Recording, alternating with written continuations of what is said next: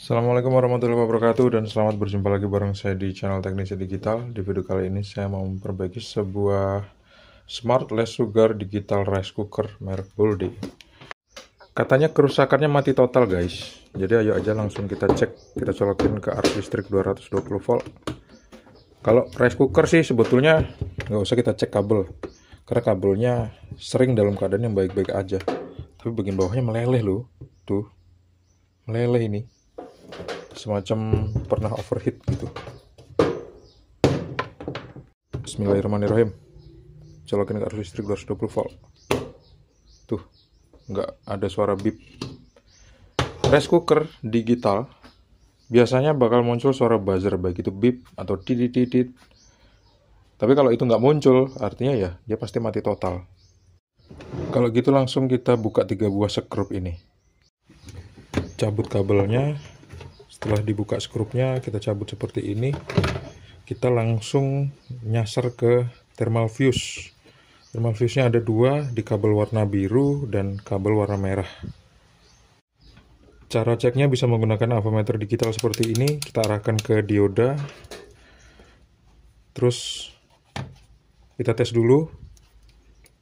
Tuh, kalau nyambung tanpa hambatan dia akan muncul angka seperti ini. 001. Itu tanpa bergerak sama sekali ya probe-nya. Kalau probe-nya bergerak biasanya angkanya bakal beda lagi. Kita taruh di sini. Kita sambil lihat di avometer digital nyambung nggak. Ujung kabel merah ada di sini dan ujungnya lagi ada di sini. Kita tempelin di sini sama di sini guys. Tuh thermal fuse-nya putus. Terus yang biru ujungnya ada di sini. Satu lagi ujungnya di sini. Tuh, dua-duanya putus loh. Coba kita lepas dulu thermal fuse yang merah. Seperti ini. Kita kendorin skrupnya.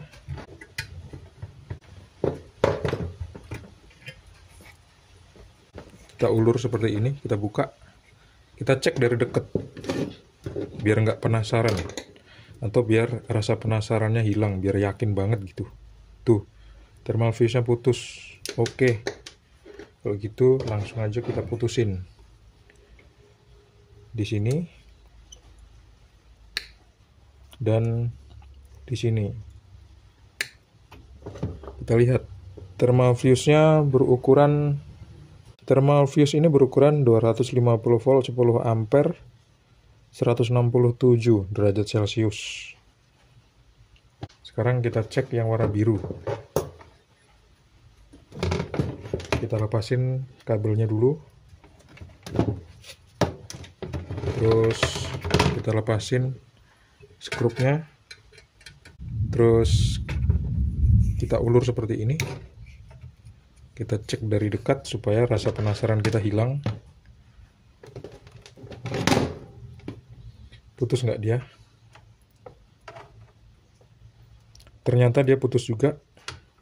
Langsung aja kita putusin di sini dan di sini. Kita lihat thermal fuse ini ukurannya berapa. Ternyata 250 volt 10 ampere 167 derajat Celcius, sama dua-duanya. Aslinya kan 167 derajat Celcius. Tapi kalau di toko tuh nggak adanya 165 derajat Celcius 10 ampere, jadi ya nggak apa-apa. Kita pasang aja. Pasang selongsongnya ke thermal fuse ini supaya dia nggak nempel ke bodi terus terjadi korsleting. Terus kita pasang seperti semula. Pasang kabelnya. Yang biru di sini, yang merah di sini. Bolak-balik juga nggak apa-apa sebetulnya, karena ini kabel listrik 220 volt atau kabel AC. Sebelum kita colokin ke arus listrik 220 volt, kita cek dulu korslet apa enggaknya. Kalau korslet nanti bakal muncul angka 001. Kalau misalnya nggak korslet, angkanya bukan 001. Tuh, nggak korslet, tapi nggak tahu ini hidup apa enggak. Bismillahirrahmanirrahim, kita colokin ke arus listrik 220 volt. Hidup.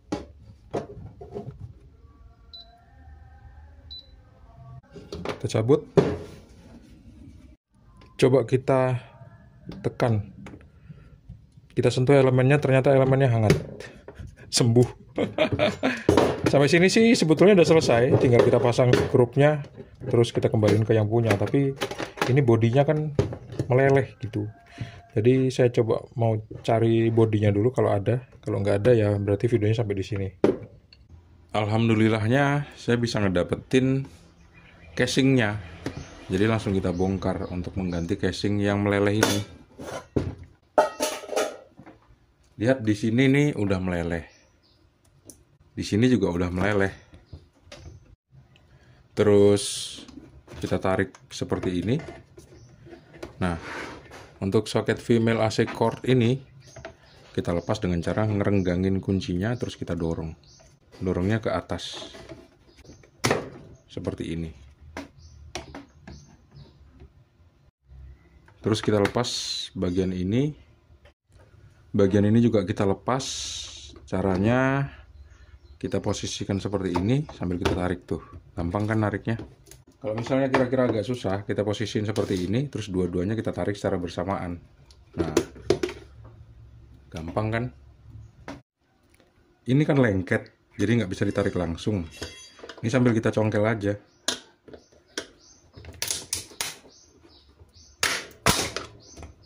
Nah, seperti ini.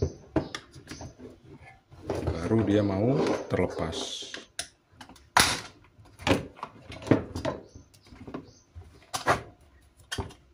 Ini yang meleleh udah patah. Kita dorong seperti ini sampai keluar. Dan sambil kita lepas mainboardnya dengan cara membuka 4 buah skrup yang ada di sini.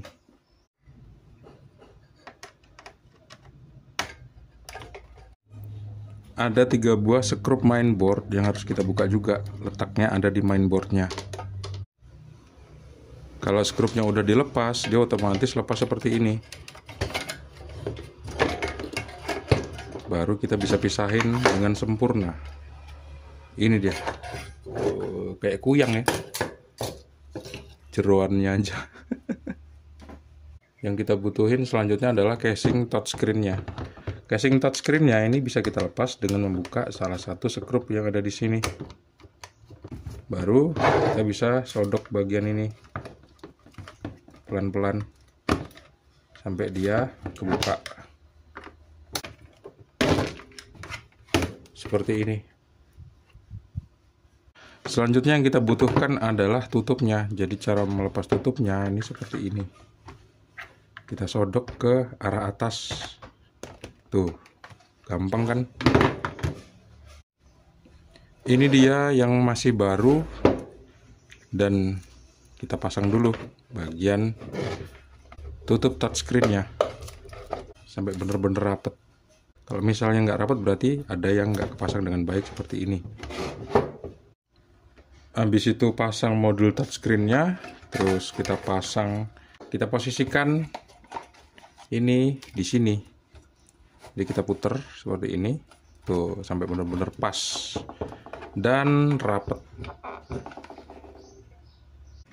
Kita tekan-tekan seperti ini. Terus pasang thermal fuse-nya masing-masing di sini seperti ini. Habis itu kita pasang casing bagian bawah. Ini dia yang masih baru, tuh nggak meleleh kan?